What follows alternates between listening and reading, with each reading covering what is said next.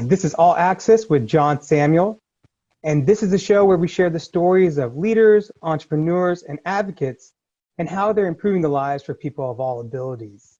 Today, we have the pleasure of having Lori Samuels, my dear friend and also advisor, and no relation, but she's also the accessibility director at NBCUniversal.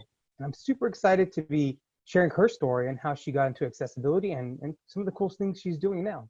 So thank you, Lori. Thanks, John. It's great to be here. Thank you so much. Lori, you and I have had the opportunity to get to know each other over the past couple of years now.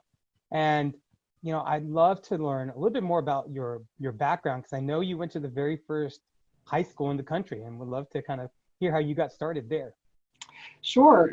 Well, I grew up in Boston in the 1960s and 70s, so I've been around for a while. And I went to the oldest public school in the country. It was established in 1635. It was called Boston Latin School, or is called that. Used to be an all-boys school. In fact, my oldest brother graduated in the last class that was all male. And then became a co-ed school. It's an exam school, but a public school. So you pass an exam in the 6th grade to get into the school, and it goes 7th through 12th grade. So my brothers and I all went to that school and graduated. Okay, very cool. So after that, after kind of finish up high school in the Boston area, where did you go to college, or what did you do afterwards? I did. I went on to Boston University, and math was my favorite subject in school, which I didn't consider strange at the time. And my father actually encouraged me to switch my major from math to computer science, which I did, and learned programming languages and operating systems theory, and I actually really loved it all, and did a lot of programming and coding. And I actually ended up getting my bachelor's and my master's degree in computer science in a 4-year time period. So that was great. I came out kind of well prepared to get into the field. That's pretty impressive, Lori.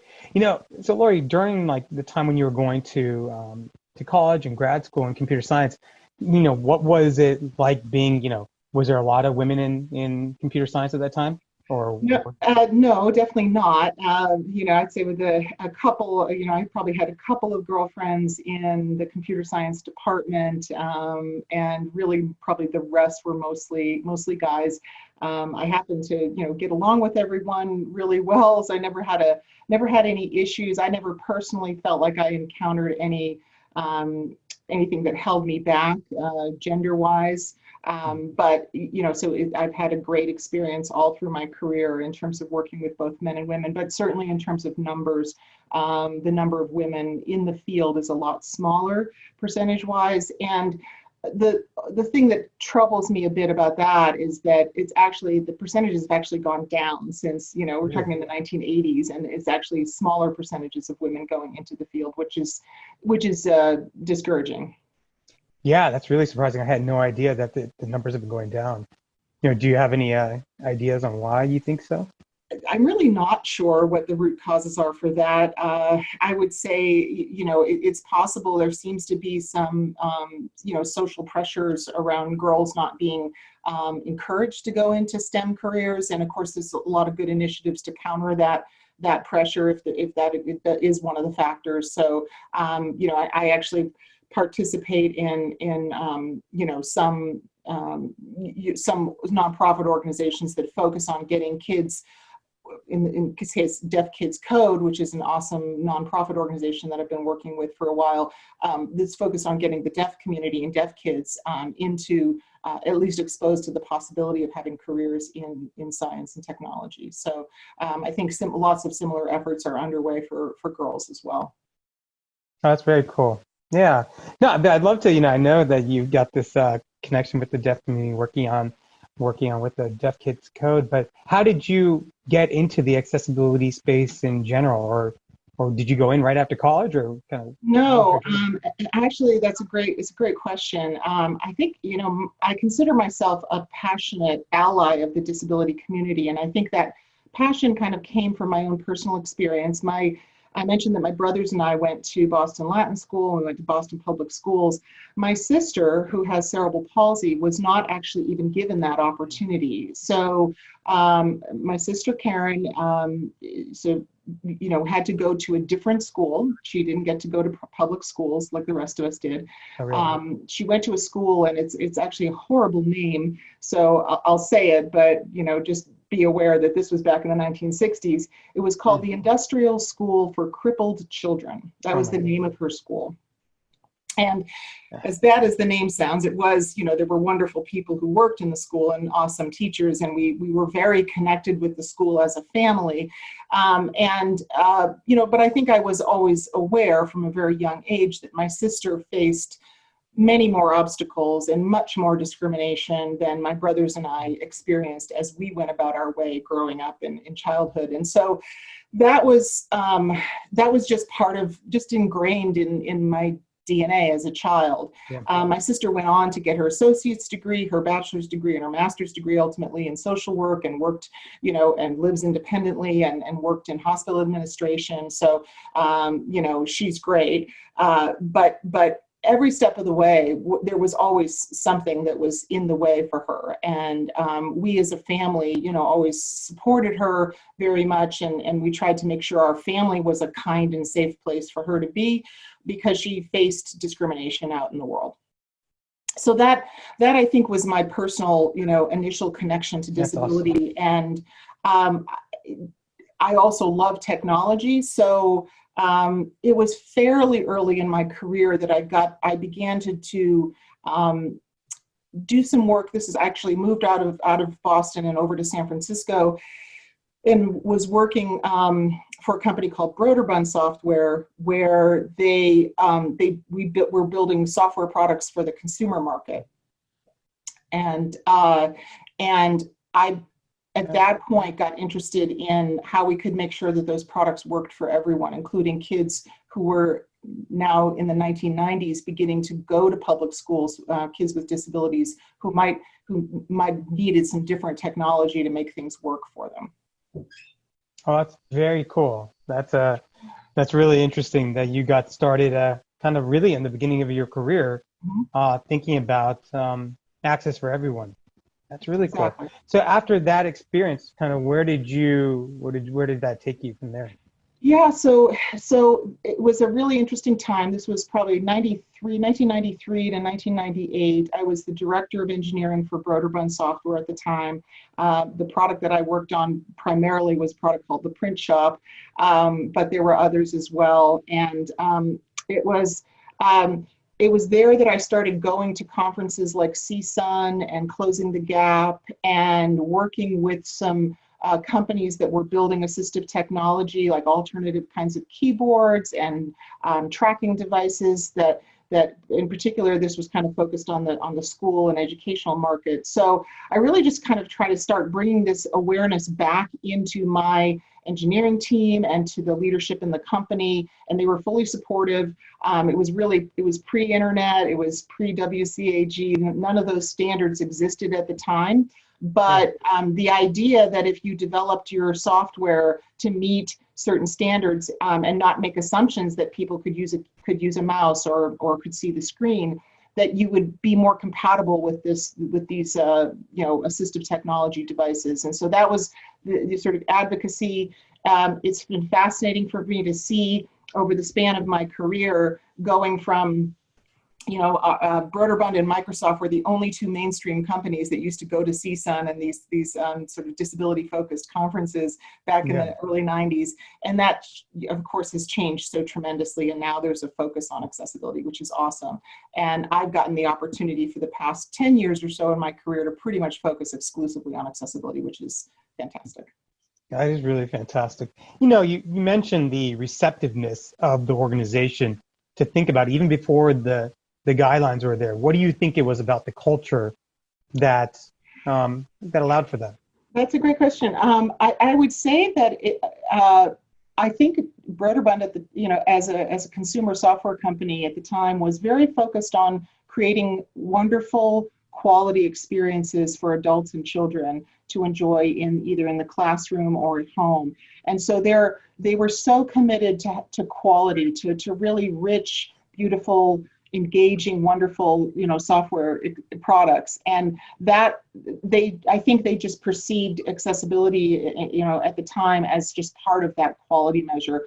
And so I think that's one of the ways that I do try to work with teams to look at it, is to say, accessibility is a part of the way that we can measure quality. Is everyone having a good experience with your product? Is everyone able to enjoy your website? Is it really usable? Oh, that's pretty awesome. That's really cool to actually start your career in an organization that had that kind of culture, because I think that really sets you a good foundation for where you've gone. Because I know you've worked with some big names in your career, and I think that in your career, you mentioned Microsoft. I know you worked for Intuit, and you worked in the accessibility space for 10 years. Kind of, what are some of the major lessons you've learned through those experiences? Yeah, well, I'll talk a little bit about kind of going back to when I was a technical program manager at Intuit. I basically volunteered to start up their corporate accessibility program at the time. This was in 2011.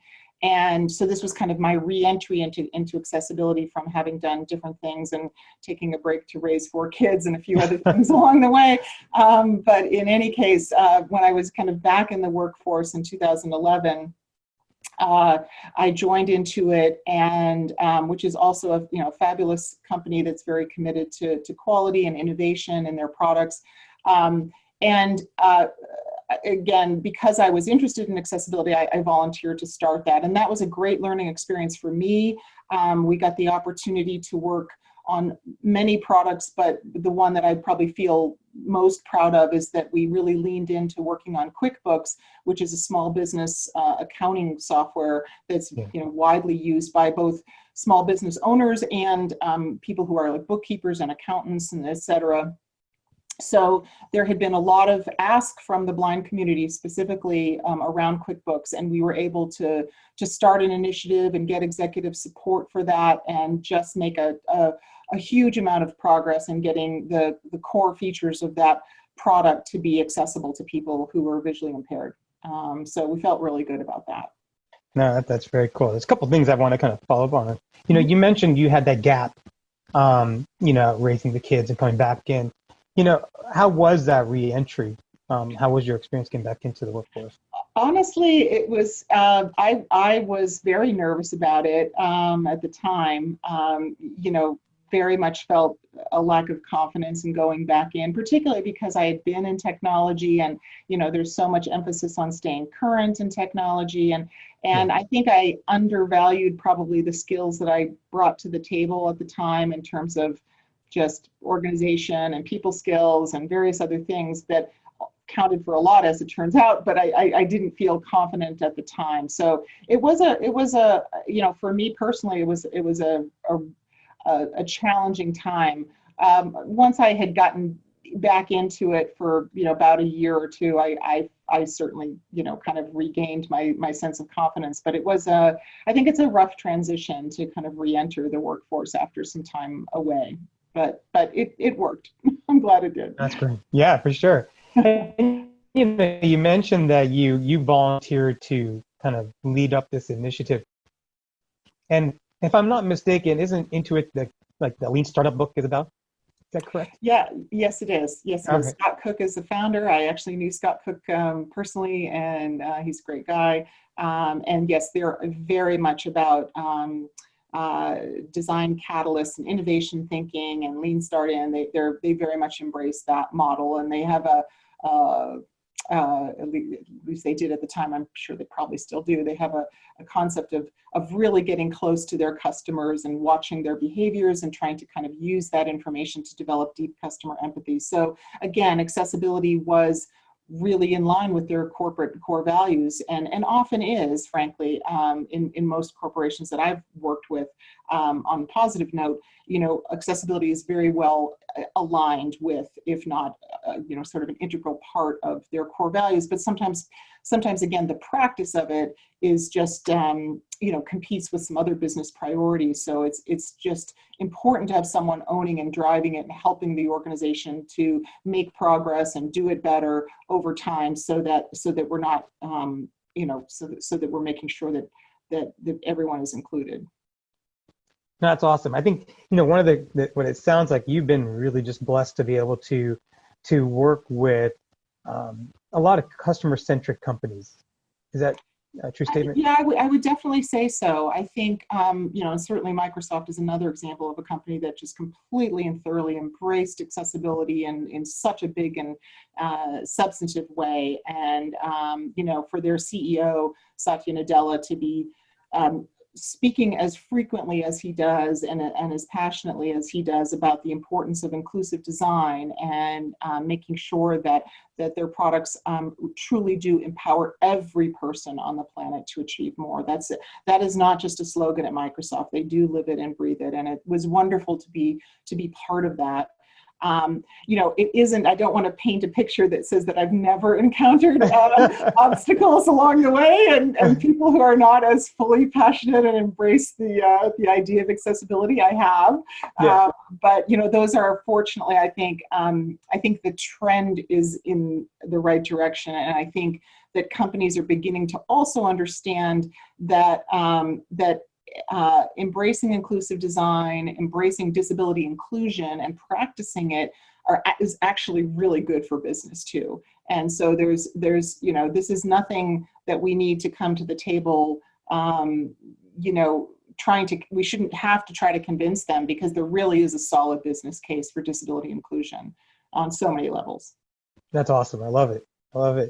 And now you're, the accessibility director at NBC Universal, and you're actually getting, it's a whole different kind of another very customer oriented business. And kind of how is it coming into the entertainment space? Well, it's exciting for me personally, because this is a new industry. I have not been in media and entertainment before. I come obviously out of the tech sector, and so I understand software product development. I think that from the experiences I've had so far in the last few months, the product teams are wonderful. I've had great engagement with the website teams, the mobile app teams. One thing that's sort of new for me is learning about how the apps that work on your smart TV at home, and learning about that space on the technical side. But I think it's very interesting. There's a lot of opportunity, I think, in media and entertainment to do inclusion to do disability inclusion in on a different scale and in even more expanded ways. So you're thinking about movies and TV and news stories and representation. I'm not as directly involved with that side of the business right now. We're doing some of the fundamentals in accessibility, but I think it's really fascinating that there is opportunity to represent, and of course we're seeing that as a big issue now in terms of race as well. But disability needs to be represented, and not in just the narrow ways that has historically been in film and television. Yeah, that's very cool. I think it's, when we think about accessibility, I think we think about work often, but I think entertainment and life is also a critical component that we need to make sure that everyone has access to. And that's really cool that you're doing. Yeah, and absolutely. And of course, news is part of that as well. So, That's the importance of information being accessible to everyone, especially in times like these where we have, important information coming from public health and science and social justice causes. So it's always critical to make sure that information is accessible to everyone, just as table stakes. No doubt. But, as we kind of think about the future of accessibility, what are some of the trends or things that you're really excited about? Yeah, I think there's some interesting trends going on. So one of the trends that I was able, kind of aware of at Microsoft in particular is artificial intelligence and its role in potentially providing some of the solutions and innovations that can happen in the accessibility space and the disability space more generally. So, applications, mobile apps like Seeing AI, which uses the camera on the mobile device to recognize objects in the real world, and to make, for someone who's visually impaired, to be able to kind of have a richer experience and be able to kind of utilize that technology. That's just one example. There are certainly lots of others. So I know that Microsoft is investing in AI for good, AI for accessibility. There's some wonderful initiatives going on in that space. That's one of the trends, sort of the general trend. Another is just, I think that companies, larger enterprise, at least from what I can see, is are really accepting. There's not as much resistance. There used to be a lot of resistance to accessibility. Why do we have to do this? And and there was a lot of time spent justifying why it was important.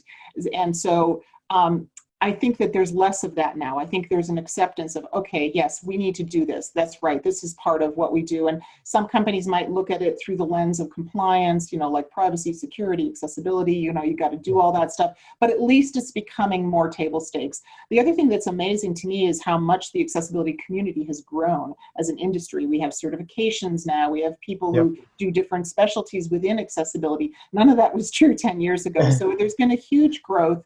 There's also, I think, a lot of commitment and passion coming from the next generation. In fact, one of the things that's kind of bubbling up as an idea right now is that there be kind of an accessibility eldering project where there's some mentorship that people of my generation might be able to provide to folks who are getting into this or exploring what they could do in accessibility. So we're excited about that. There's some initiative underway with folks like Lainey Feingold and Sharon Rush and some other colleagues to try to stand up something like a mentorship program.